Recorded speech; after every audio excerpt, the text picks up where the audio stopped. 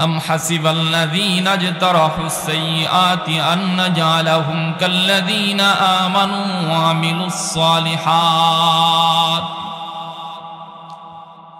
سواء محياهم ومماتهم ساء ما يحكمون মহান আল্লাহ পাক রব্বুল আলামিন কুরআনুল হাকীমের মধ্যে বলেন, যারা নাফরমান, যারা সব সময় গুনাহের মধ্যে লিপ্ত থাকে, যারা আল্লাহ মানে না, যারা নবী মানে না, তারা ধারণা করে যারা মুমিন তাদের জীবন যেই রকম ভাবে সহজ সরল হয়, তাদের মৃত্যুটা যেই রকম ভাবে আল্লাহ তাআলা বড় আসানির সাথে করে, নাফরমান মনে করে তাদের মরণ, তাদের জীবনটাও মুমিনের মতো হবে। মহান আল্লাহ তাআলা বলেন, এ দুনিয়ার মানুষ, না না না, কোনদিন সম্ভব না, কোনদিন সম্ভব না। আসমান আর জমিনের মধ্যে যত পার্থক্য আছে, একজন মুমিন আর একজন নাফরমানের জীবন আর মরণের দিক দিয়া এর চাইতে আরো বেশি পার্থক্য রয়েছে। বলেন সুবহানাল্লাহ। নাফরমানের জীবন কেমন আর মুমিনের জীবন কেমন হবে, আল্লাহর নবী রাহমাতুল লিল আলামিন হাদিসের মধ্যে ইরশাদ করেন, মুমিনের জীবনে যদিও কিছু কষ্ট ক্লেশ থাকে, মুমিনে দুনিয়ার জমিনে চলতে গেলে যদিও কিছু অভাব অনটন থাকে, মহান আল্লাহ তাআলা তার অন্তরটাকে রহমত দ্বারা ভরপুর করে দেন। বলেন সুবহানাল্লাহ। প্রকান্তরে নাফরমান, তারে যদি আল্লাহ তাআলা 100 কোটি টাকার মালিক বানিয়ে দেয়, এরপরেও তার দিল কোনোদিন ভরবে না। সে মনে মনে চিন্তা করবে কিভাবে 200 কোটি টাকার মালিক হওয়া যায়। আল্লাহ তাআলা যদি তারে 200 কোটি টাকার মালিক বানায়া দেয়, সে চিন্তা করবে কিভাবে 500 কোটি টাকার মালিক বানায়া দেয়, কিভাবে 500 কোটি টাকার মালিক হওয়া যায়। আল্লাহ তাআলা যদি তারে একজন নাফরমানকে যদি 500 কোটি টাকার মালিকও বানায়া দেয়, তারপরেও তার দিল কোনোদিন ভরবে না। সে চিন্তা করবে কিভাবে 1000 কোটি টাকার মালিক হওয়া যায়। 1000 কোটি টাকার মালিক যদি আল্লাহ বানায়া দেয়, তার অন্তরের মধ্যে এরপরে অভাবটাই খাজাইব। কথা বলেন ঠিক না বেঠিক? শুধু তাই নয়, শুধু তাই নয়, আল্লাহ যদি তারে পুরা দুনিয়ার মালিক বানায়া দেয়, এরপরেও তার দিল চাইবে এই দুনিয়া দিয়া তার অন্তর পরিপূর্ণ হবে না। যদি আরেকটা দুনিয়ার মালিক হওয়া যাইতো, তাইলে মনে হয় দিলটা ভরতো। এই নাফরমানের অন্তরের মধ্যে শুধু খালি খালি একটা ভাব সবসময় থাইকা যায়। প্রকান্তর একজন মুমিনের অবস্থা এমন নয়। মুমিন যতটুকু পাইছে আল্লাহর উপর ভরসা করে বলবে, আল্লাহ আমারে যে হালতে রাখছে এই হালতের উপর আলহামদুলিল্লাহ। কথা বলেন ঠিক না বেঠিক? আল্লাহ আমারে যে হালতে রাখছে, আল্লাহ চাইলে এর চাইতে আরো নিম্নের অবস্থানে রাখতে পারতো। কথা বলেন। মুমিনের অন্তর সব সময় সুখে থাকুক দুঃখে থাকুক, সব সময় আল্লাহর উপর ভরসা করবে, আল্লাহ তাআলার উপর সন্তুষ্ট থাকবে। প্রকান্তরে নাফরমান কোনোদিন আল্লাহর উপর সন্তুষ্ট হবে না। নাফরমানের জিন্দেগিটা অভাব দ্বারা আল্লাহ তাআলা অভাব দ্বারা পরিপূর্ণ করে দিবেন। প্রকান্তরে মুমিনের অন্তরটাকে আল্লাহ তাআলা সব সময় পরিপূর্ণ রাখবেন, সব সময় পরিপূর্ণ রাখবেন। জীবনের দিক দিয়া মুমিন আর নাফরমানের পার্থক্য আকাশ আর পাতালের মতো।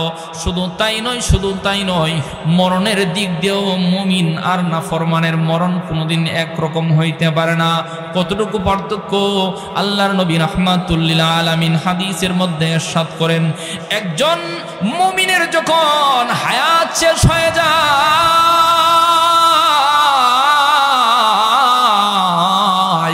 আল্লাহ তাআলা আজরাইলকে ডাক দিয়া বলে, আজরাইল, আমার বান্দারে আমি দুনিয়াতে পাঠাইছিলাম জান্নাত অর্জন করার জন্য। জান্নাতের মালিক হওয়ার জন্য ও আজরাইল এত পরীক্ষা করলাম, আমার সব পরীক্ষায় আমার বান্দা ফাঁস। আমার বান্দারে আর একটা সেকেন্ডের জন্য আমি আল্লাহ দুনিয়াতে রাখবো না। আমার বান্দারে নিয়ে আসো, আমার বান্দারে আমি জান্নাত দিবার চাই, আমি আল্লাহ তাআলা জান্নাত দিবার চাই। এই ঘোষণা শোনার সঙ্গে সঙ্গে আল্লাহ তাআলার ফেরেশতা আজরাইল আলাইহিস সালাতু ওয়াস সালাম একা আসেন না, মিছিল লয়া চলে আসে। আর একটু আস্তে কোন সুবহানাল্লাহ। মিছিল নিয়ে আসে। হাদিসের মধ্যে আল্লাহর নবী রাহমাতুল লিল আলামিন বলেন আজরাইল আলাইহিস সালাতু ওয়াস সালাম একা না সাথে আরো 500 নূরের ফেরেশতা লয়া হাজির হয়ে যায়। নূরের ফেরেশতারা কেমন? এই নূরের ফেরেশতাদের প্রত্যেকের ডান হাতে থাকে ফুলদানি, বাম হাতে থাকে জান্নাতি রুমাল। বলেন সুবহানাল্লাহ। ফুলদানিটা কেমন? আল্লাহর নবী রাহমাতুল লিল আলামিন হাদিসের মধ্যে ইরশাদ করেন এই ফুলদানির মধ্যে এক ধরনের দুই ধরনের নয়, এই ফুলদানির মধ্যে 500 ধরনের ফুল থাকবে। একটা ফুলের কালারের সঙ্গে আরেকটা কালারের মিল নাই, একটা ফুলের ঘ্রাণের সঙ্গে আরেকটা ফুলের ঘ্রাণের মিল নাই। সুবহানাল্লাহ। একটু আস্তে কইন। আল্লাহর ফেরেশতারা ডান হাতে ফুলদানি নিয়া একজন মুমিনের কাছে চলে আসে মিছিল দিতে দিতে, আর বাম হাতের মধ্যে জান্নাতি একটা রুমাল নিয়ে আসে। এত সুন্দর চেহারা, এত সুন্দর চেহারা, এত সুন্দর চেহারা। আল্লাহু আকবার, আল্লাহু আকবার।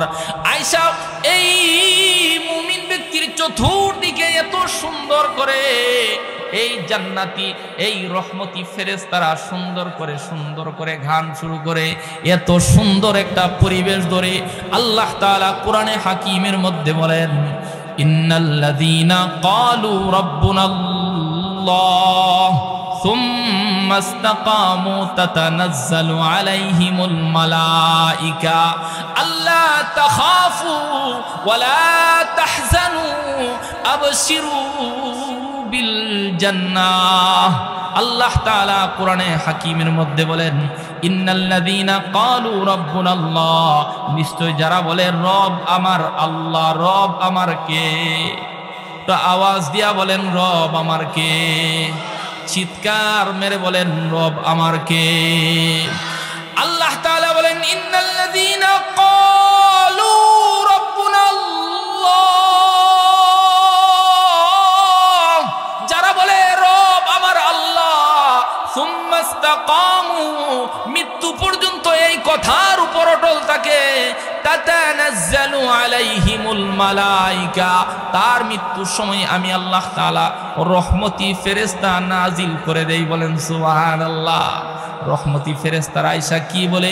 আল্লাহ তাখাফু, আজকে তোমার কোনো ভয় নাই, ওয়ালা তাহজানু, আজকে তোমার কোনো পেরেশানি নাই, আবশিরু বিল জান্নাত, জান্নাতের সুসংবাদ নেও, জান্নাতের সুসংবাদ নেও। বলেন সুবহানাল্লাহ। এই কথা বলার সঙ্গে সঙ্গে হাদিসের মধ্যে আসছে মুমিন ব্যক্তির চোখের সামনে আল্লাহর রহমতি ফেরেশতারা জান্নাতি চিত্রগুলা তুলে ধরেন, জান্নাতের চিত্রগুলা দেখাইতে শুরু করেন।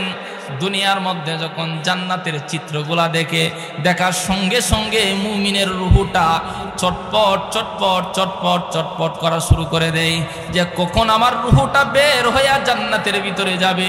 এই চিন্তায় যখন চটপট চটপট চটপট শুরু করে, আল্লাহর রহমতের ফেরেশতা বাম হাতে যে জান্নাতি রুমালটা আছে, রুমালটা মুমিনের থুথার নিচে আস্তে করে ধরে তুলে তুথার মধ্যে ধরে দেয়। যখন তুথার মধ্যে সুন্দর করে রুমালটা ধরে দেয়, ধরার সঙ্গে সঙ্গে মুমিন এই সুঘ্রাণ, জান্নাতি রুমালের সুঘ্রাণ নেওয়ার জন্য যখন নাক দিয়ে এইভাবে শ্বাস টান দেয়, শ্বাস টান দেওয়ার সঙ্গে সঙ্গে আল্লাহ তাআলা আজরাইলকে বলে, আজরাইল, মুমিনের রুহুটা এত সুন্দর করে তুমি কবজ করবা যেন সে কষ্ট না পায়, যেন সে কষ্ট না পায়।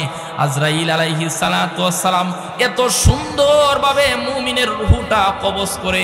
হাদিসের মধ্যে আল্লাহর নবী রাহমাতুল লিল আলামিন বলেন, একটা দুধের শিশু মায়ের স্তনের দুধ চুষতে চুষতে চুষতে চুষতে কখন ঘুমায়া যাও সে বলতে পারে না, ঠিক তদ্রূপভাবে একজন একজন মুমিনের রূহটা আজরাইল আলাইহিস সালাতু ওয়াস সালাম এত সহজভাবে কবজ করেন, কখন কোন দিক দিয়া মুমিনের রূহ নেই মুমিন বলতে পারে না।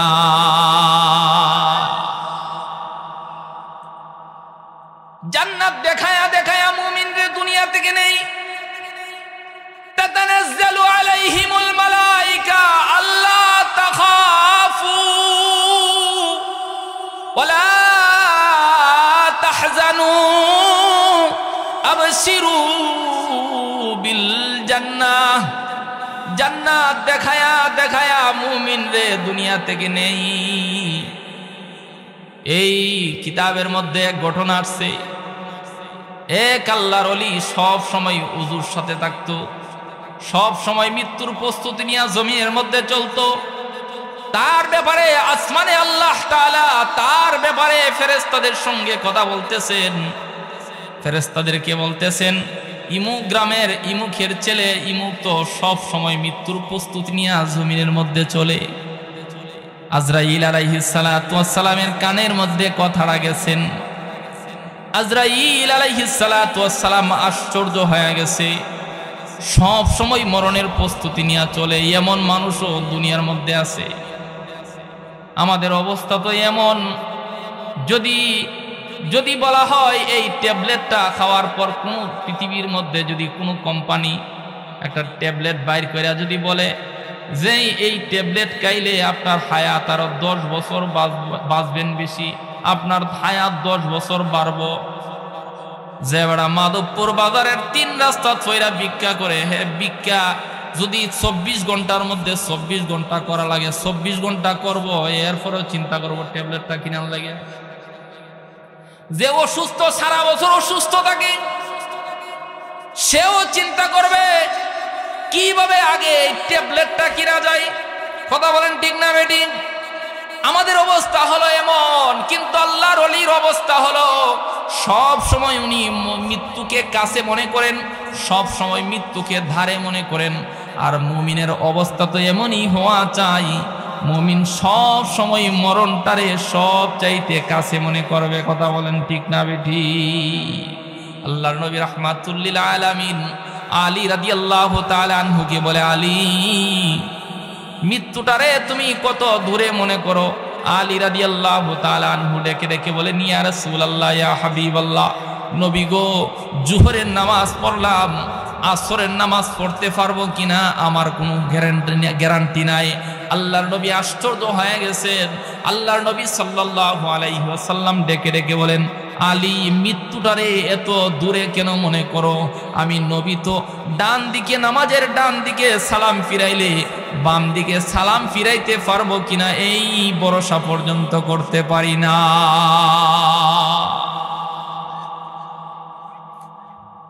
আল্লাহর ওলি সব সময় মৃত্যুর প্রস্তুতি নিয়ে জমিনে চলে।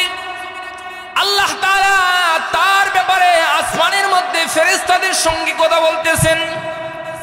আজরাইল আলাইহিস সালাতু ওয়াস সালাম উনি কথাটা শোনার সঙ্গে সঙ্গে পরীক্ষা করার জন্য আল্লাহর ওলির সামনে চলে আসছে। সামনে আয়েশা সালাম দিছেন, আসসালামু আলাইকুম ওয়া রাহমাতুল্লাহ।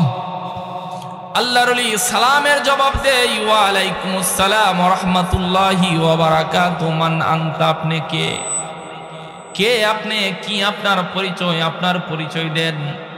এই কথা বলার সঙ্গে সঙ্গে আজরাইল আলাইহিস সালাতু ওয়াস সালাম বলে, আনা আজরাইল, আমি হইলাম মালাকুল মউত আজরাইল। এই কথাটা শোনার সঙ্গে সঙ্গে আল্লাহর ওলি মুস্কি হাসি দিয়া ডাক দিয়া বলে, আজরাইল ভাই, ও ভাই, আপনারে তো আমি সব সময় খুঁজি, যেহেতু আয়েশা পড়ছেন নিয়ে যাইবেন, কোনো অসুবিধা নাই, সুযোগ থাকলে আমার একটু সুযোগ দিবেননি। আজরাইল ডাক দিয়া বলে, কি সুযোগ চান? ও সুযোগ চাই, মৃত্যুর আগে 2টা রাকাত নামাজ পড়বার চাই। আল্লাহর ওলি যখন এই কথা বলতেছেন, আজরাইল আলাইহিস সালাতু ওয়াস সালাম বলেন, এই 2 রাকাত নামাজ পড়তে গেলে আপনার উযু করা লাগবে, নামাজের মুসল্লার জন্য দৌড়াইতে হবে। কোথায় গিয়ে আপনি উযু করবেন, কোথায় গিয়ে আপনি নামাজের মুসল্লা খুঁজবেন? আল্লাহর ওলি ডেকে ডেকে বলেন, আমার বাড়ি থেকে বের হওয়ার সময় আমি উযু করে বের হয়েছি, কারণ আমার জানা নাই কখন আমার আজরাইল আমার সঙ্গে দাঁড়ায় যায়, কখন আমার মৃত্যু হয়ে যায়। আমি চাই আমার মরণটা যেন উযুর হালতে হয়। বলেন সুবহানাল্লাহ। ও আজরাইল ভাই, 2 রাকাত নামাজ পড়ার সুযোগ দিলে আমার নামাজের মুসল্লার জন্য দৌড়াইতে হবে না। আমার কাঁধের মধ্যে গামছা নিয়ে বাড়ি থেকে বের হইছি, কারণ জানা নাই কখন আমার আজান নামাজের সময় হয়ে যায়, কখন নামাজ পড়তে হবে আমার জানা নাই। এই জন্য নামাজের মুসল্লা নিয়ে বের হইছি। যেহেতু সামনে চলে আসছেন, সুযোগ দিলে আমি 2 রাকাত নামাজ জটপট করে শেষ করব। ও আজরাইল ভাই, নামাজে দাঁড়াইলে নামাজে দাঁড়ানোর সঙ্গে সঙ্গে আপনি আমার রুহুটারে কবজ কইরেন না। ও আজরাইল ভাই, রুকুতে গেলেও, প্রথম রাকাতের রুকুতে গেলেও আপনি আমার রুহুটারে কবজ কইরেন না। ও আজরাইল ভাই, প্রথম রাকাতের সিজদায় গেলে আপনি আমার রুহুটারে কবজ কইরেন না। দ্বিতীয় রাকাতে দাঁড়ানোর পর করছে, আমি আল্লাহ তাআলা তারে দুনিয়াতে পাঠাইছিলাম পরীক্ষার জন্য, পরীক্ষার মধ্যে ফার্স্ট ডিভিশনে ফেল করছে। আমি আল্লাহ তারে শাস্তি দিবার চাই, আমি আল্লাহ তারে শাস্তি দিবার চাই। এই কথাটা বলার সঙ্গে সঙ্গে আজরাইল আলাইহিস সালাতু ওয়াস সালাম একা একা আসেন না, একা একা আসেন না, সাথে আরো 500 গজবের ফেরেশতা লয়া হাজির হয়ে যায়। এমন বিশ্রী চেহারা নিয়ে হাজির হয়, কেউ যদি এই বিশ্রী চেহারাটা দেখে, দেখার সঙ্গে সঙ্গে তার আতঙ্ক এমন ভাবে শুরু হবে, এত এত কঠিন ভাবে বিশ্রী চেহারা নিয়ে হাজির হয়ে যায়। আল্লাহর নবী ইব্রাহিম আলাইহিস সালাতু ওয়াস সালাম একদিন আজরাইলকে বলতেছে, আজরাইল ভাই, ও আজরাইল ভাই, তোমার সাথে আমার বড় বালা খাতির, তুমি একটু দেখাইবানি নাফরমানের কাছে কোন হালতে যাও, কোন সুরতে যাও, সুরত নয়, আমি একবার দেখবার চাই। আজরাইল আলাইহিস সালাতু ওয়াস সালাম বলে, ও পয়গম্বর, এই বিশ্রী চেহারা দেখার পর আপনি পয়গম্বর টিকে থাকতে পারবেন না, আপনি বেহুশ হয়ে যাবেন। ইব্রাহিম আলাইহিস সালাতু ওয়াস সালাম বলে, বেহুশ হইলে হইলাম, আমি দেখবার চাই। আল্লাহ তাআলার দরবারে আজরাইল ফরিয়াদ করে বলে, ও আল্লাহ, আপনার খলিল ইব্রাহিম তো আমার ভয়ঙ্কর চেহারা দেখবার চাই, আপনি অনুমতি দিলে আমি দেখায়া দিব। আল্লাহ তাআলা ডাক দিয়া বলে, ও আজরাইল, আমার খলিল চাইছে, তুমি দেখায়া দাও। আজরাইল আলাইহিস সালাতু ওয়াস সালাম ইব্রাহিম খলিলুল্লাহকে ডাক দিয়া বলে, পয়গম্বর,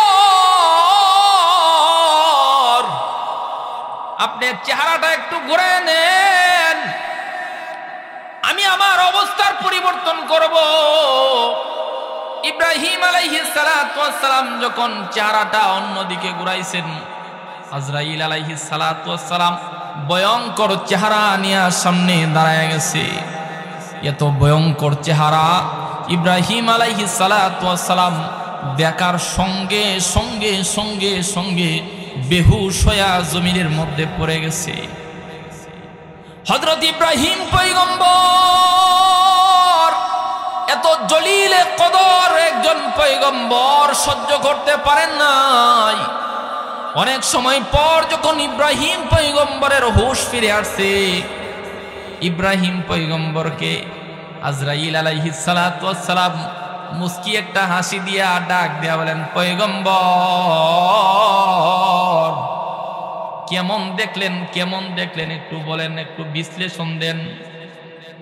আজরাইল আলাইহিস সালাতু ওয়াস সালাম বলে, কেউ যদি সারা জীবন নাফরমানি করে, সারা জীবন নাফরমানির বদলায়, এর বিনিময়ে আল্লাহ তাআলা যদি মৃত্যুর সময় এই ভয়ঙ্কর চেহারাটা দেখায়, তার সারা জীবনের গুনাহের কাফারা স্বরূপ এই ভয়ঙ্কর চেহারাটা দেখায় যথেষ্ট। আজরাইল আলাইহিস সালাতু ওয়াস সালাম ডাক দিয়া বলে, ও পয়গম্বর, চেহারাটাই যদি এত ভয়ঙ্কর হয়, এরপরে তার জন্য কি শাস্তি রয়েছে আপনি একটু খেয়াল করেন, একটু চিন্তা করেন। ও পয়গম্বর, তার মৃত্যুটা বড় কঠিন ভাবে হয়। কত কঠিন ভাবে হয়, কত কঠিন ভাবে হয়। আল্লাহর নবী রাহমাতুল লিল আলামিন বলেন, আজরাইল আলাইহিস সালাতু ওয়াস সালাম ভয়ঙ্কর অবস্থা নিয়ে নাফরমানের সামনে চলে আসে। আইসাই নাফরমানের শরীরের মধ্যে একটার পর একটা গুর্জ দিয়া বাড়ি শুরু করে। এমন অবস্থা হয় তার শরীরের প্রত্যেকটি পশমের গোড়ায় চিকন ঘাম বের হয়ে যায়। রুহুটা দৌড়তে পায়ের যে কাল্লা আঙ্গুল আছে, এই কাল্লা আঙ্গুলের নখের ভিতরে তার রুহুটা গিয়া ঢুকে যায়। আজরাইল আলাইহিস সালাতু ওয়াস সালাম তখন নাফরমান রে ডাক দিয়া বলেন, ও নাফরমান, তোর নিজের রুহুটা নিজে বের করে দে। কত কঠিন একটা অবস্থায় বলে হয়, তোর নিজের রুহু নিজে বের করে দেয়। আজরাইল কিন্তু পারে টান দিয়া নাফরমানের রুহুটাকে বের করতে। কথা বলেন ঠিক না বেঠিক? এরপরেও আজরাইল কেন বলে তোর নিজের রুহু নিজে বের করে দে? এক্সাম্পল, দৃষ্টান্ত দিলে আপনি বুঝবেন। আপনার শরীরে যদি ডাক্তার ইনজেকশন দেয়, আপনি যতটুকু কষ্ট পাইবেন, আপনি নিজের শরীরে নিজে ইনজেকশন দিলে এইরকম কষ্ট পাইবেন না, নাকি আরো বেশি কষ্ট পাইবেন? আপনার শরীরের মধ্যে যদি আমি আঘাত করি, আপনি যতটুকু ব্যথা পাইবেন, আপনি নিজের শরীরের মধ্যে নিজে আঘাত করলে এর সাথে বেশি পাইবেন না কম পাইবেন? নাফরমানকে আজরাইল আলাইহিস সালাতু ওয়াস সালাম ডাবল শাস্তি দেওয়ার জন্য বলে, ও নাফরমান, নিজের রুহু নিজে বের করে দে। বলতে পারেন এই কথা কোথায় পাইছেন? এই কথা স্বয়ং আল্লাহ তাআলা কোরআনে হাকিমের মধ্যে বলেন, ওয়ালাউ তারা ইযিজ যালিমুনা ফি গামারাতিল মাউত ওয়াল মালাইকাতু বাসিতু আইদিহিম আখরিজু আনফুসাকুম। এ নাফরমান, নিজের রুহুটা নিজে বের করে দে, নিজের রুহুটা নিজে বের করে দে। এ বাবা, কত কঠিন অবস্থা! এক তো মৃত্যুর যন্ত্রণা, অন্যদিকে আল্লাহর গজবের ফেরেশতার আঘাত। রুহুটা দৌড়তে গিয়া কাল্লা আঙ্গুলের নখের মধ্যে গিয়া ঢুকে যায়। আজরাইল আলাইহিস সালাতু ওয়াস সালাম তার গলার ভিতরে হাতটা ঢুকাইয়া একটা টান মাইরা তার পায়ের গিরা পর্যন্ত এনে ছেড়ে দেয়। আবার আঘাত করা শুরু করে, মারতে আবার আর একটা টান দিয়া হাঁটু পর্যন্ত এনে তার রুহুটাকে ছেড়ে দেয়। আবার মারতে কোমর পর্যন্ত আইনা তার রুহুটাকে আবার ছেড়ে দেয়। এইভাবে মারতে এত কঠিনভাবে তার মৃত্যুটা হয়। শেষ পর্যন্ত আজরাইল আলাইহিস সালাতু ওয়াস সালাম একটা এমন জোরে টান মারবে, তার সমস্ত শরীরের সমস্ত রক্ত টাস করে ছিঁড়ে যাবে। এত কঠিনভাবে তার মৃত্যু হয়। আল্লাহ নবী সাল্লাল্লাহু আলাইহি ওয়াসাল্লাম বলেন, এত পিপাসা লাগে, যদি তার মুখের মধ্যে 7 সমুদ্র 13 নদীর পানিও ঢেলে দেওয়া হয়, এই 7 সমুদ্র 13 নদীর পানি খাওয়ার পর তার পিপাসা কোনোদিন মিটবে না। বলেন নাউজুবিল্লাহ। নাফরমানের মৃত্যুটা কত কঠিনভাবে হয়! জীবনও কঠিন, মৃত্যুও কঠিন, কবরও কঠিন হবে, হাসরে কঠিন হবে, মিজানও কঠিন হবে, ফুলসিরাতও তার জন্য কঠিন হবে। প্রকান্তরে যে মুমিন, যে ইমানদার, তার জীবন হবে সহজ, তার মরণ হবে সহজ, তার কবর হবে সহজ, তার হাসর হবে সহজ, তার মিজান হবে সহজ, তার হাসর হবে সহজ, তার ফুলসিরাত হবে সহজ, তার জান্নাতে যাওয়া হয়ে যাবে সহজ। বলেন সুবহানাল্লাহ। নাফরমানের জীবন সহজ, নাফরমানের জীবন কঠিন, নাফরমানের মৃত্যু কঠিন। মুমিনের জীবন সহজ, মুমিনের মৃত্যু সহজ। মুমিনের কবরের হালত কত সুন্দর হবে, কত সুন্দর হবে বাবা। একজন মুমিনকে যখন কবরের মধ্যে রেখে দেওয়া হয়, হাদিসের মধ্যে আছে আল্লাহর নবী রাহমাতুল লিল আলামিন বলেন, মুমিন যখন চোখ দিয়া চোখ মেলবেন, সামনের দিকে যখন তাকাইবেন, আল্লাহ তাআলা তার সামনে যত মাটি আছে সমস্ত মাটি তত দূরে পৌঁছায় দিবেন, যত দূর পর্যন্ত তার চোখের নজর যায়। যখন ডান দিকে তাকাইয়া চোখ দিয়া চাইবে, তার চোখের পাওয়ার যতক্ষণ পর্যন্ত যায় ততক্ষণ পর্যন্ত তার ডান দিকের মাটি সরে যাবে। আবার যখন ঘুরে বাম দিকে তাকাইবেন, যতক্ষণ পর্যন্ত তার চোখের নজর যায় আল্লাহ তাআলা কুদরতিভাবে তার বাম দিকের মাটি সরাইয়া দিবে। প্রকান্তরে একজন নাফরমানকে যখন কবরের মধ্যে রাখা হবে, এত কঠিনভাবে মুনকার নাকির আইসা হাজির হবে, এত কঠিনভাবে হাজির হবে। হাদিসের মধ্যে আল্লাহর নবী রাহমাতুল লিল আলামিন বলেন, আজরাইল যখন কথা বলবেন, কথাটা মনে হবে মেঘের গর্জন, টাড়া পড়লে যে আওয়াজ হয় এরকম আওয়াজ হবে। মুখ দিয়া চোখ দিয়া আগুন বের হবে। ভয়ঙ্কর আকৃতি নিয়ে আজরাইল আলাইহিস সালাম মুনকার নাকির আইসা হাজির হয়ে যাবে। এত কঠিনভাবে তাকে কবরের মধ্যে শাস্তি দেওয়া হবে। কবরের মধ্যে একটা বিষাক্ত সাপ এমন ভাবে নিযুক্ত করবেন, এই বিষাক্ত সাপটা ফজর থেকে জোহর পর্যন্ত দংশন করবে। আর ডেকে ডেকে বলবেন, ফজর নামাজ পড়ো নাই, ফজর নামাজ না পড়ার কারণে জোহর পর্যন্ত শাস্তি দেওয়া হলো। নাফরমান মনে মনে ভাববে, জোহরের পরে মনে হয় সে আমাকে ছেড়ে দিবে। না না না বাবা, জোহরের পর থেকে আবার দংশন করা শুরু করবে। এমন ভাবে দংশন করবে, এমন ভাবে দংশন করবে। আল্লাহর নবী রাহমাতুল লিল আলামিন হাদিসের মধ্যে ইরশাদ করেন, সাপটা এত ভয়ঙ্কর হবে, তার বিষটা এত বিষাক্ত হবে, যদি এই সাপটা দুনিয়ার জমিনে কোনোদিন একটা শ্বাস ফালায়, শ্বাসের কারণে দুনিয়ার জমিনে যত গাছপালা আছে সমস্ত গাছপালা তার শ্বাসের কারণে একদম পুড়ে ছাই হয়ে যাবে। বলেন নাউজুবিল্লাহ। কত ভয়ঙ্কর একটা সাপ জোহরের পর থেকে আসর পর্যন্ত দংশন করবে। আর বলবে, আসরের জোহরের নামাজ পড়ো নাই, এই জন্য তোমাকে দংশন করা হইল। আবার আসর পর থেকে মাগরিব পর্যন্ত দংশন করবে। মাগরিব পর্যন্ত দংশন করার পর মাগরিবের নামাজের পর থেকে আবার শুরু করবে এশা পর্যন্ত, এশার থেকে আবার শুরু করবেন ফজর পর্যন্ত। এত কঠিন হবে, এত কঠিন হবে। প্রকান্তরে একজন মুমিনের অবস্থা কেমন হবে? আল্লাহর নবী রাহমাতুল লিল আলামিন ডেকে রেখে বলেন, ও দুনিয়ার উম্মত, একজন মুমিন যখন ডান দিকে তাকাইবেন, পশ্চিম দিকে তাকানোর সঙ্গে সঙ্গে এমন একটা অবস্থা হবে, তার চোখের সামনে দেখবে, ছায়া দেখবে একটা সুরঙ্গ হয়ে গেছে। এই সুরঙ্গ দিয়া জান্নাতি খুশবু আসতেছে, জান্নাতি খুশবু আসতেছে। এই অবস্থা দেখে একজন মুমিন উঠে বসবেন, বৈশা পশ্চিম দিকে হাঁটা শুরু করবে। কোথায় থেকে তো সুঘ্রাণ আসতেছে এইটা দেখার জন্য মুমিন হাঁটতে হাঁটতে হাঁটতে হাঁটতে সামনে যাবে। সামনে যাওয়ার পর দেখবেন যে সুন্দর সুন্দর ঝর্ণা দেখা যায়। এই ঝর্ণাগুলা থেকে সুন্দর সুন্দর জান্নাতি পানি পড়তেছে। সামনে যাইতে যাইতে হঠাৎ নজরে আসবে একজন সুন্দরী রমণী তার দিকে তাকায় রয়েছে। এত সুন্দর চেহারা, সুন্দরের কারণে তার শরীরের যে হাড্ডিগুলা আছে, হাড্ডিগুলার ভিতরে যে ক্যালসিয়ামগুলা লড়তেছে, ক্যালসিয়াম পর্যন্ত দেখা যায়। আর একটু আস্তে করেন সুবহানাল্লাহ। তার শরীরের রগগুলা এত সুন্দর হবে, এই রগগুলার ভিতর দিয়া যে রক্ত চলতেছে, রক্ত পর্যন্ত দেখা যায়। বলেন সুবহানাল্লাহ। এই সুন্দরী রমণী তাকে দেখার সঙ্গে সঙ্গে মুস্কি একটা হাসি দিবে।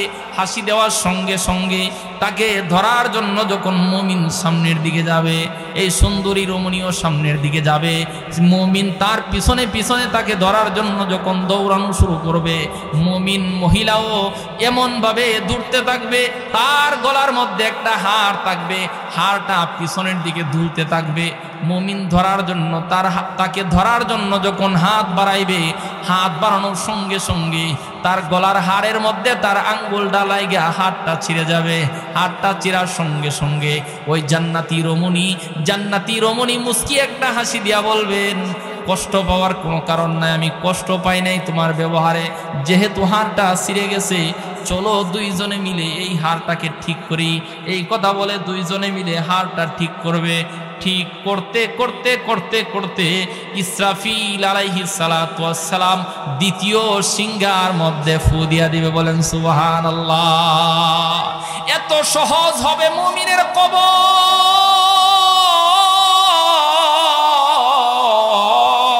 মুমিনের হাসরও বড় সহজ হবে, মুমিনের মিজান বড় সহজ হবে, মুমিনের ফুলসিরাত বড় সহজ হবে, মুমিনের জান্নাতে যাওয়াও সহজ হয়ে যাবে। তাইলে বলতে পারেন হুজুর মুমিন হইতে গেলে কি লাগে, মুমিন হইতে গেলে কি কি গুণ লাগে? আমি যদি সাফার জুড়ে বলি এলাকার মধ্যে সবচেয়ে বড় মুমিন আমি, কিন্তু আল্লাহর লিস্টে যদি নাফরমানদের লিস্টের মধ্যে যদি আল্লাহ আপনার আমার নামটা বসায়া দেয় তাইলে অবস্থা কত ভয়াবহ হবে।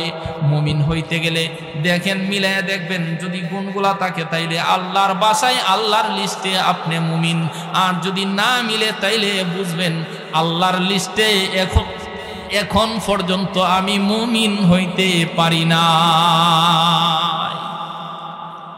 মুমিন হইতে গেলে আল্লাহর লিস্টে মুমিনের নাম উঠতে গেলে এক নাম্বার শর্ত الذين هم في صلاتهم خاشعون। আল্লাহ প্রথমেই বলছেন قد أفلح المؤمنون। যারা হবে মুমিন তারা দুনিয়াতেও সফল কাম আখিরাতেও সফল কাম। সুবহানাল্লাহ বলবেন না? যারা মুমিন হবে তারা দুনিয়াতেও সফল কাম আখিরাতেও তারা হবে সফল কাম। আপনি আমি মনে করতে পারি যে দুনিয়াতে আমার বড় বিল্ডিং একটা হইলেই দুনিয়াতে আমি সফল কাম, আমার সন্তানগুলা ইউরোপ আমেরিকাতে থাকলে মনে হয় আমি সফল কাম হয়ে গেলাম। না বাবা না, সফল কাম হবে তারা আল্লাহর বাসায় সফল কাম হলো তারা ফামান যুহজিহা আনিন নার ওয়া উদখিলাল জান্নাতা ফাকাদ ফাজ। যারা মৃত্যুর পর জাহান্নামের আগুন থেকে রক্ষা পেয়ে জান্নাত পর্যন্ত পৌঁছে যাবে, আল্লাহ বলেন তারা হলো সফল কাম। আল্লাহ তাআলা সূরাতুল মুমিনুনের প্রথমেই বলেন قد أفلح المؤمنون। যারা হবে মুমিন তারা সফল কাম। মুমিন কারা? আল্লাহ তাআলা মুমিনের এক নম্বর গুণ আলোচনা করতে গিয়ে বলেন আল্লাযীনা হুম ফী সালাতিহিম খাশিউন। আল্লাহু আকবার। মুমিনের এক নম্বর গুণ যারা নামাজ পড়বে খুশু খুজুর সহিত নামাজ পড়বে। হুজুর খুশু খুজু কাকে বলে? খুশু খুজু হলো আপনি একাগ্রতার সহিত মনোযোগের সহিত নামাজ পড়া। নামাজের মধ্যে দাঁড়াইয়া দুনিয়ার অন্য কোনো চিন্তা ফিকির না, আল্লাহর সামনে দাঁড়াইছি, আমার জীবনের শেষ নামাজ পড়ার জন্য দাঁড়াইছি, এই নিয়তে যখন দাঁড়াইবেন আপনার নামাজটা আপনি যখন নামাজে দাঁড়াইয়া চোখের পানি ফালাইয়া আল্লাহর কাছে চাইবেন, আপনার চোখের পানিটা নাকের আগায় আসার আগে আগে আল্লাহ তাআলা আপনার ডাক কবুল করে নিবে। আপনার চোখের পানিটা নাকের আগাত আসার আগে আগেই আল্লাহ তাআলা আপনার ডাক কবুল করে নেবে। একটা ঘটনা মনে হয়ে গেছে, হয়ে যাইতাম না। এক আল্লাহর ওলি বুজুর্গ মানুষ, ব্যবসা করে, সুন্নতের নিয়তে ব্যবসা করে, ব্যবসার উদ্দেশ্যে বাড়ি থেকে বের হয়েছে। বের হইয়া মুরব্বী মানুষ তো আস্তে আস্তে হাঁটে, এলাকার আরো যারা আছে ব্যবসার লেগে গেছে এরা আগে আগে আইতে গেছে। অবস্থায় এমন হয়েছে আল্লাহর ওলি সামনে যাওয়ার পর উনার সামনে এক যুবক আইসা দাঁড়াইছে। যুবক দাঁড়াইয়া বলতেছে, মুরব্বী আপনার দেখে আমার বড় মায়া লাগছে। দুষ্ট লোকের মিষ্টি কথা, আপনার দিকে আমার খুব মায়া লাগছে। আপনার চেহারার মতো আমার বাপের চেহারা আছে, বাপে তো খেদমত করতে পারছি না, আমি আপনার একটু খেদমত করতাম। আল্লাহর ওলি বলে, তুমি আমার কি খেদমত করবা? আপনি অনুমতি দিলে আপনার লইয়া আমার একটা ঘোড়া আছে, এই ঘোড়াটা দিয়ে আপনি সামনের বাজারে যাইতেন না? ও বাজারে যেতাম, ও বাজারে আপনার নিয়ে পৌঁছায় দিন। মুরব্বী ডাক দিয়া কো, তুমি যে আমার পৌঁছায় দিবা আমি তো তোমার ভাড়া টাড়া দিতে পারতাম না। মুরব্বী আপনারা কইছি না, আপনারা দেখি আমার মায়া লাগছে, আমার বাপের মতো আপনার চেহারাটা, বাপের খেদমত করতে পারছি না, আপনার কিছু খেদমত করতে পারলে আমার মনে দিলটা একটু শান্তি হইতো। আপনি আমার গুড়া তুললেন, আমি আপনার পৌঁছায় দিব, বাড়াও দেওয়ান হতো না। আল্লাহর ওলি সরল মনে তার পিছনে উঠে বসছে। এই যুবকটা একটু সামনে গিয়া যে রাস্তা দিয়া সবসময় বাজারও যা আল্লাহর ওলি, এই রাস্তা ছাইরা জংলার এক রাস্তা দিয়ে হাঁটা শুরু করছে। আল্লাহর ওলি ডাক দিয়া বলেন, যুবক, আজকে 1 বছর 2 বছর না, অনেক দিন পর্যন্ত আমি ব্যবসা করি, এই বাজারের মধ্যে অনেক দিন ধরে আমি যাই। ও যুবক, কোথায় থেকে তুমি কোথায় নিয়ে আসলে? যুবকটা ডাক দিয়া বলে, মুরব্বী, আমি হইলাম এলাকার যুবক, হাই রোড বাই রোড সব রোড আমার মুখস্থ। এতদিন যে রোড দিয়ে আপনি যাইতেন এটা হলো হাই রোড, আমি আজকে যে রাস্তা দিয়ে হাঁটা শুরু করলাম, যে রাস্তা দিয়ে আমি আমার ঘোড়া দৌড়াইতে শুরু করলাম, এইটা হলো বাই রোড। এইটা দিয়ে গেলে সামনের জংলার, পরে সামনের বাজার। টেনশনের দরকার নাই, আপনি আল্লাহর নাম লন। মুরব্বী পিছনে বৈশা বৈশা আল্লাহ পাকের জিকির করে, জিকির করতে করতে করতে করতে হঠাৎ যখন মুরব্বী চোখ দিয়া চোখ খুলছেন, সামনের দিকে তাকায় দেখে বিশাল এক জংলা দেখা যায়। সামনে কোনো রাস্তা নাই, শুধু বিশাল বড় একটা মাঠ দেখা যায়। মাঠের মধ্যে অনেকগুলা নতুন নতুন লাশ পড়ে আছে, অনেকগুলা পুরাতন পুরাতন লাশ পড়ে আছে। দেহগুলা একদিকে, কল্লাগুলা অন্যদিকে। আল্লাহর ওলি ডাক দিয়া বলেন, ও যুবক, তুমি কোথায় নিয়ে আসছো? যুবক এবার তার নাঙ্গা তরবারি টান দিয়া বের করে বলেন, মুরব্বী, বয়স তো কম হইছে না, আকলটা বুঝি ওহনো ফাঁকছে না, মানে বুঝতেছেন না আপনারা কই লই আইছি। এই কথা বলার সঙ্গে সঙ্গে মুরব্বী চোখের পানি ছেড়ে দিয়া ডাক দিয়া বলেন, এখানে তুমি কেন নিয়ে আসছো? আপনারে আগে মারবো, তারপরে আপনার কাছ থেকে যত জিনিসপত্র আছে সবগুলো নিয়ে যাব। আল্লাহর ওলি ডাক দিয়া বলে, বাবারে, তোমার উদ্দেশ্য হলো যদি এই উদ্দেশ্যই থাকে, আমি আমার যত মাল সামাল আছে সব মাল সামাল তোমারে দিয়া দেই, তুমি আমার ছেড়ে দেও। কারণ আমারে মুসলমান মনে কইরা, ইমানদার মনে কইরা আমার কাছে ইহুদি খ্রিস্টানরা পর্যন্ত আমার কাছে তাদের সম্পদ আমানত রাইখা গেছে। তুমি আমারে মাইরো না, তুমি আমারে ছেড়ে দাও। আর যদি এখানে তুমি আমাকে শহীদ করে দাও, তাইলে সারা জীবন মুসলমানের, পুরা মুসলমান জাতিরে নিয়ে ইহুদি খ্রিস্টানরা গালি দিবে, মুসলমান পরের সম্পদ লইয়া ভাগ্য জাগা, আজীবন পুরা মুসলমান জাতি আমার জন্য গালি খাবে।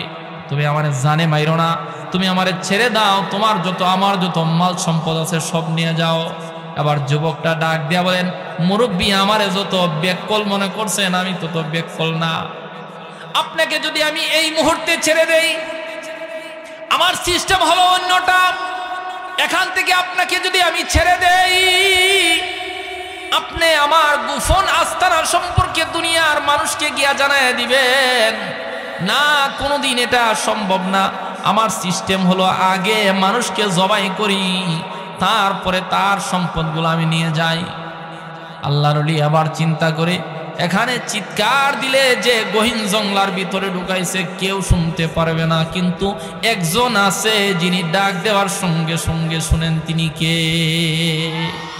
আরো চিৎকার মেরে বলেন, তিনি কে? আল্লাহর ওলি আবার ডাক দেওয়া বলেন, ও যুবক, আল্লাহ যদি আমার হায়াত বাকি রাখেন, তুমি আমাকে এখানে মারতে পারবা না। মৃত্যু যদি আমার এখানে লেখা থাকে, দুনিয়ার কেউ আমারে বাঁচাইতে পারবে না। মৃত্যুর আগে আমারে 2টা রাকাত নামাজ পড়বার দাও। যুবকটা এবার ডাক দিয়া বলেন, ঠিক আছে, আপনি নামাজ পড়ে নেন।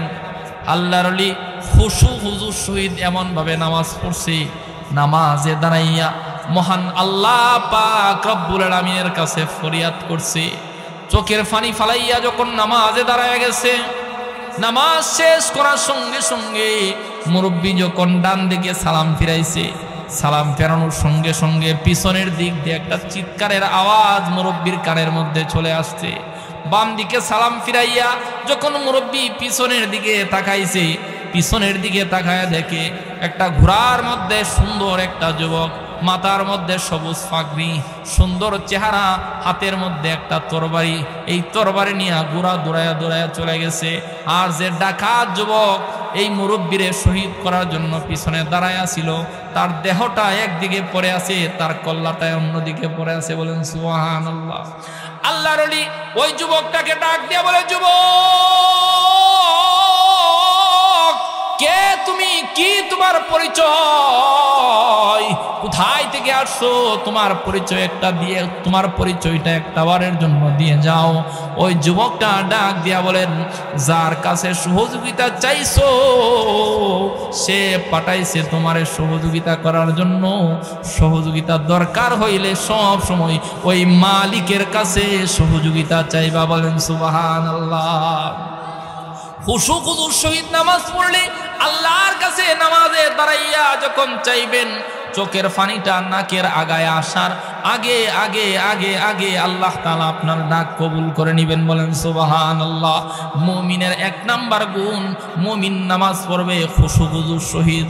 কিন্তু আমাদের সমাজে যারা বুকের মধ্যে বড় তাফরা দিয়া বলে, আমার মতো ইমানদার এলাকার মধ্যে আর কেউ নাই, সবাইরে টিপ্পা দিয়ে খেলাইছি, অথচ তাইনে নামাজের সময় নামাজই পড়ে না। কথা বলেন ঠিক না বেঠিক? এ বাবা, জীবন বুকের মধ্যে তাফাইতে পারবা, আল্লাহর লিস্টে কোনোদিন মুমিনের ভিতরে ঢুকতে পারবা না। মুমিন হইতে গেলে নামাজ পড়তে হবে। নামাজ না পড়লে আপনার ইমান ঠিক আছে, নাউযুবিল্লাহ কইতেন না। এরা নামাজ না পড়লে বলে এরা ইমান ঠিক আছে। এরা কি? এরা ওরে বাটফার। এরা কি? ওরে বাটফার। মুমিনের দুই নাম্বার গুণ, ওয়াল্লাযীনা হুম আনিল লাগবি মুরিদুন। মহান আল্লাহ তাআলা বলেন, যারা হবে মুমিন তারা আজাইরা কোনো কাজ করবে না। আমাদের সমাজে অনেক মানুষ আছে সারা দিন আজাইরা কাম করে, সারা দিন বক্কার বক্কার বক্কার বক্কার করতেছে। হের গিবত, হের গিবত, ইমাম সাহেবের গিবত, ইমুকের ছেলের গিবত, হিমুকের ছেলের গিবত, ইমুকের মেয়ের গিবত, ওই লোকের গিবত, সারা দিন গিবত করে, কিন্তু নিজে একবার সুবহানাল্লাহ আলহামদুলিল্লাহ বলতে চাই না।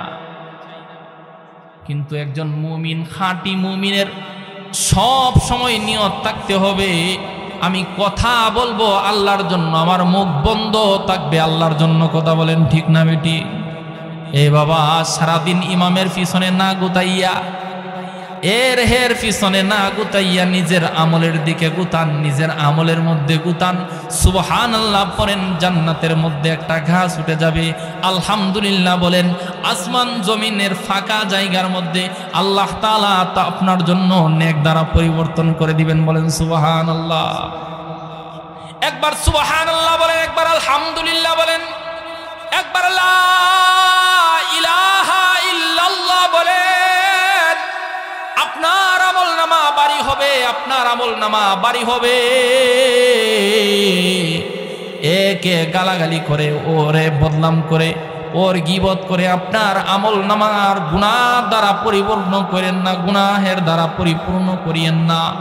মুমিন কথা বলবেন, মুমিন আল্লাহর জন্য কথা বলবেন, মুমিন চুপ থাকবেন আল্লাহকে রাজি খুশি করার জন্য চুপ থাকবেন, মুমিন কাজ করবেন আল্লাহকে রাজি খুশি করার জন্য কাজ করবেন, মুমিন কাজ করবে না আল্লাহকে রাজি খুশি করার জন্য করবে না।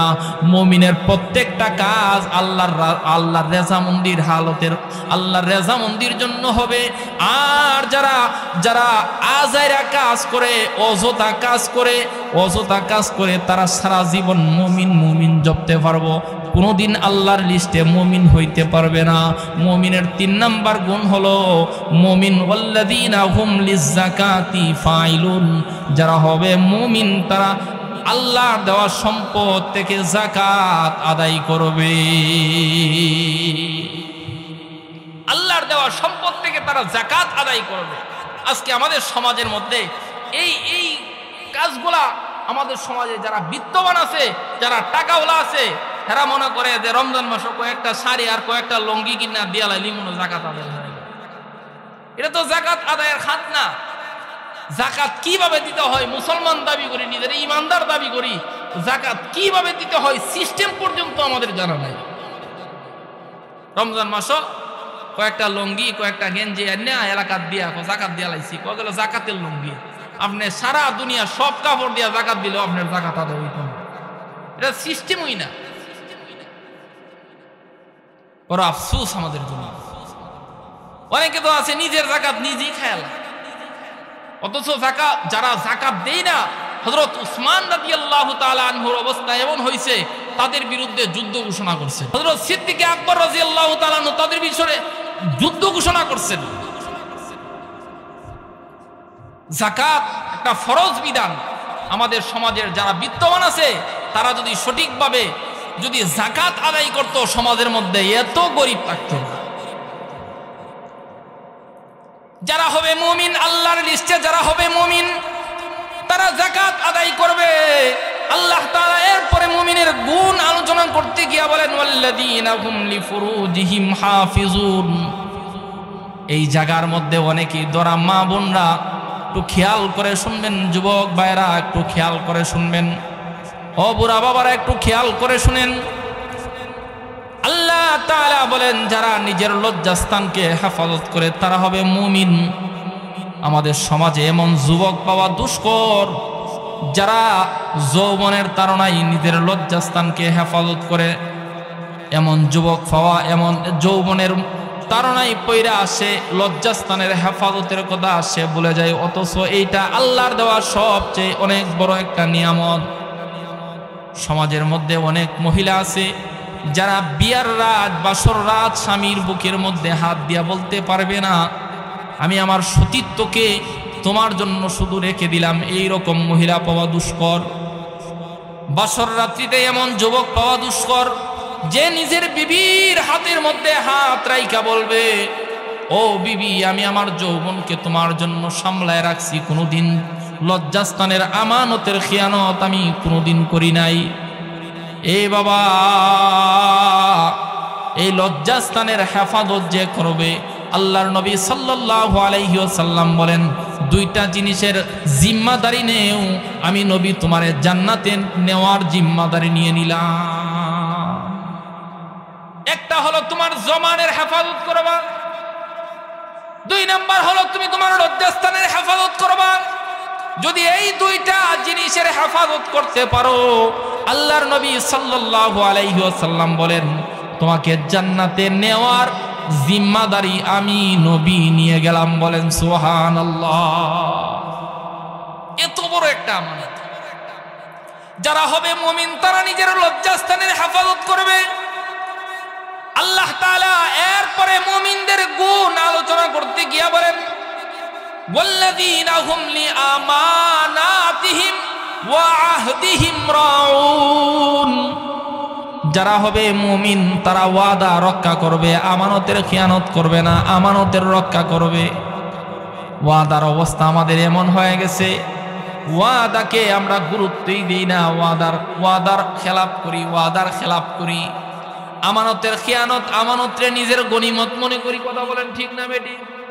এমন হইছে ওয়াদা দিলাম বন্ধু দাঁড়াও আমি আসতেছি, বন্ধু দাঁড়ায় থাকতে থাকতে এমন হয়ে যায় 1 ঘন্টা 2 ঘন্টা দাঁড়ায় থাকে। একজনকে ওয়াদা দিলাম ভাই আমাকে কিছু পর্যায়ে হাসানা দাও, আগামীকালকে আমি তোমার সঙ্গে দেখা করব, তোমার টাকাটা দিয়ে দেব। অথচ দেখা যায় এই যে ওয়াদা দিয়া টাকা আনছে 1 বছরের ভিতরে তার কোনো সত্তা হই নাই। কথা বলেন ঠিক না বেঠিক? আমানতের যারা খেয়ানত করে তারা কোনোদিন মুমিন হইতে পারে না। যারা ওয়াদার বরখেলাপ করে তারা কোনোদিন মুমিন হইতে পারে না। যারা আমানতের খেয়ানত করে না তারা আল্লাহর লিস্টে মুমিন। যারা ওয়াদার খেলাপ করে না তারা আল্লাহর লিস্টে মুমিন। বলেন সুবহানাল্লাহ। আল্লাহ তাআলা বলেন ওয়াল্লাযীনা হুম লিআমানাতিহিম ওয়া আহদিহিম রাউন ওয়াল্লাযীনা হুম আলা সালাতিহিম ইউহাফিজুন। যারা হবে মুমিন তারা নামাজ সব সময় আদায় করবে, নামাজের হেফাজত করবে।